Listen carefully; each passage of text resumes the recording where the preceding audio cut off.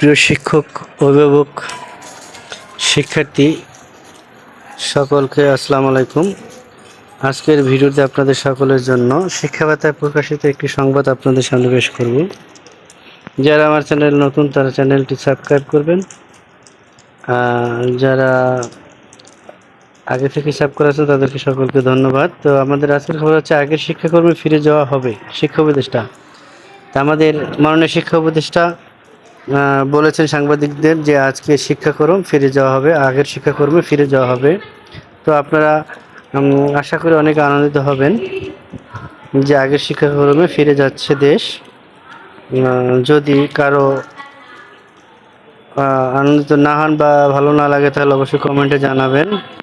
তো দেশের নীতিশ পর্যটক ঢাকা পরিমার্জন করে আগের শিক্ষাকর্মী ফিরে যাওয়া হবে বলে জানিয়েছেন পরিকল্পনা ও শিক্ষা মন্ত্রণালয়ের উপদেষ্টা ওয়াহিদ উদ্দিন মাহমুদ।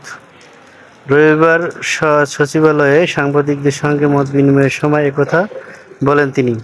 এ সময় তিনি বলেন, নতুন শিক্ষাক্রম সর্বক্ষেত্রে উপযোগী নয়, তবে যে শিক্ষার্থীরা ঢুকে পড়েছে তাদের বিপাকে ফেলে নয়, পরিমার্জন করে আগের শিক্ষাক্রমে ফিরে যাবার পরিকল্পনা হচ্ছে।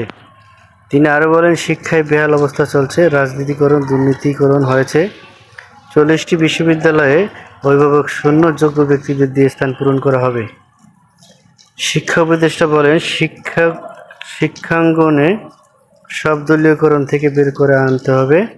যতদূর পারি বাধা সৃষ্টি না করে আগের শিক্ষাক্রমে ফিরে যাব।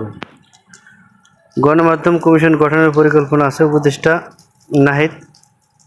গণমাধ্যম কমিশন গঠনের পরিকল্পনা আছে উপদেষ্টা নাহিদ। তিনি বলেন, শুধু অবকাঠামো উন্নয়ন দিয়ে নয়, অর্থনীতির সঙ্গে তাল মিলিয়ে যদি মান সম্পদের উন্নয়ন না হয় তাহলে দেশ কোনো উন্নত হয় না। সেক্ষেত্রে অর্থনীতি ও শিক্ষার মধ্যে যোগসূত্র আনার চেষ্টা করব। গত শুক্রবার বিকেলে বঙ্গভবনের নতুন উপদেষ্টা হিসেবে শপথ নেন ওয়াহিদ উদ্দিন মাহমুদ। তো শিক্ষার্থীরা আশা করি বা অভিভাবক, শিক্ষক আপনারা বুঝছেন যে শিক্ষাক্রমকে আগের অবস্থানে ফিরিয়ে নেওয়া হবে। তো আপনারা এই সংবাদটি কোন দৃষ্টিতে দেখছেন অবশ্যই কমেন্টে জানাবেন। ধন্যবাদ সকলকে। আসসালামু আলাইকুম।